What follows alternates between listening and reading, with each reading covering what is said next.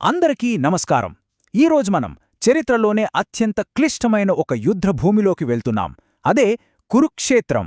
ఇక్కడ నీతికి, కర్తవ్యానికి మధ్య జరిగిన ఆ పెద్ద సంఘర్షణేంటో ఓసారి చూద్దాం.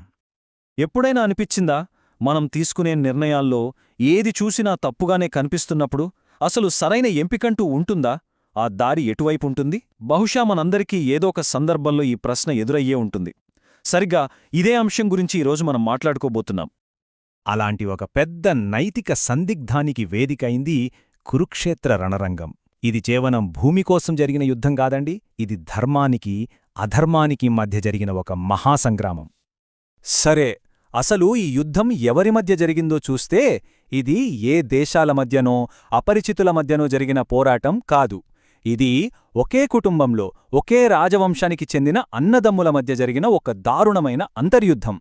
ఒక పక్క పాండవులు, మరో పక్క వాళ్ల దాయాదులైన కౌరవులు. అందుకే ఈ యుద్ధం చరిత్రలో అంత ప్రత్యేకంగా నిలిచిపోయింది.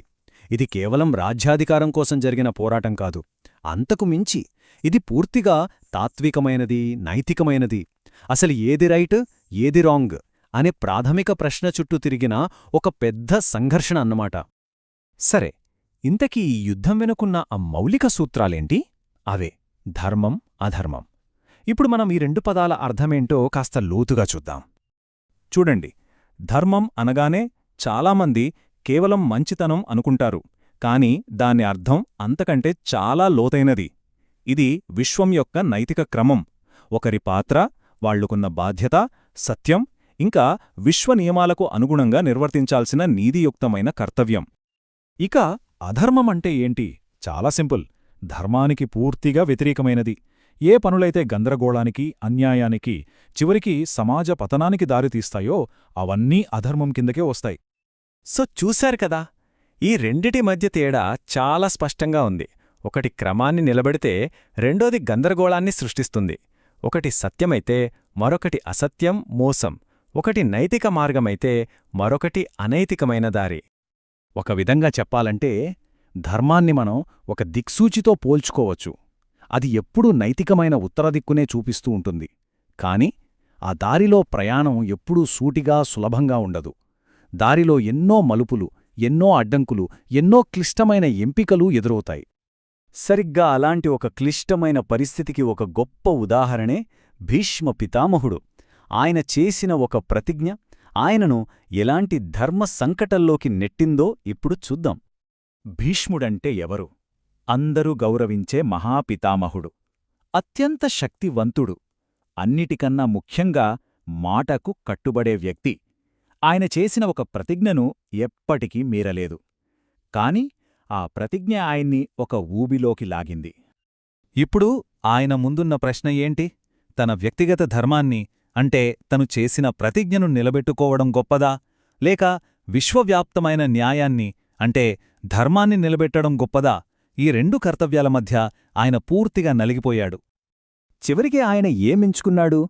తన ప్రతిజ్ఞను నిలబెట్టుకోవడానికి తప్పు అని తెలిసినా కౌరవుల పక్షాన నిలబడి పోరాడాడు.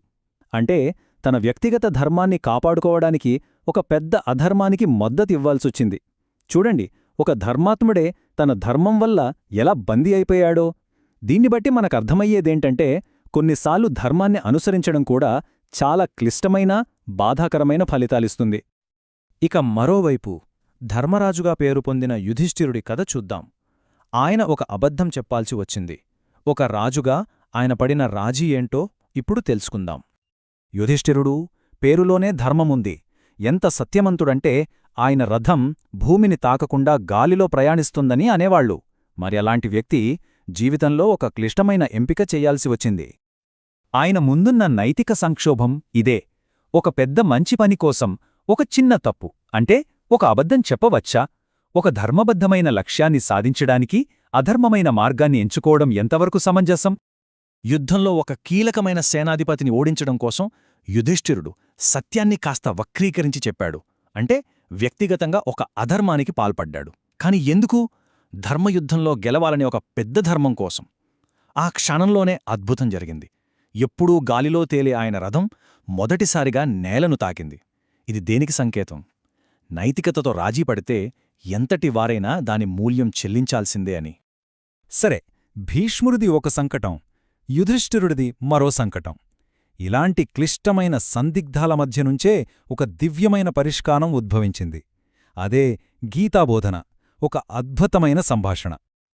ఆ భీకర యుద్ధం మధ్యలో రణరంగం నడిబొడ్డున అర్జునుడిలో కలిగిన ఆ సందేహాలను తీర్చడానికి శ్రీకృష్ణుడు చేసిన ఉపదేశమే భగవద్గీత. చూడండి, అంతటి గందరగోళం మధ్యలోనే ఎంత గొప్ప జ్ఞానమావిష్కృతమైందో. గీతలో ముఖ్యంగా 2వ అధ్యాయంలో కృష్ణుడు దీనికొక స్పష్టమైన మార్గాన్ని చూపించాడు.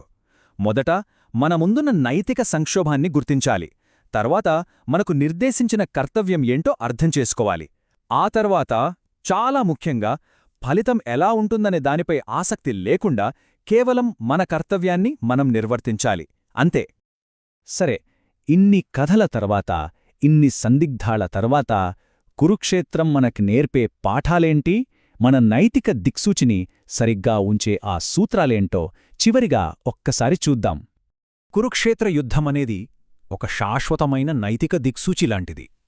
ధర్మమార్గంలో నడవడం ఎప్పుడూ తేలిక కాదని, అది చాలా కష్టాలతో, బాధలతో, కొన్నిసార్లు అసాధ్యమైన ఎంపికలతో నిండి ఉంటుందని ఇది మనకు స్పష్టంగా చూపిస్తుంది.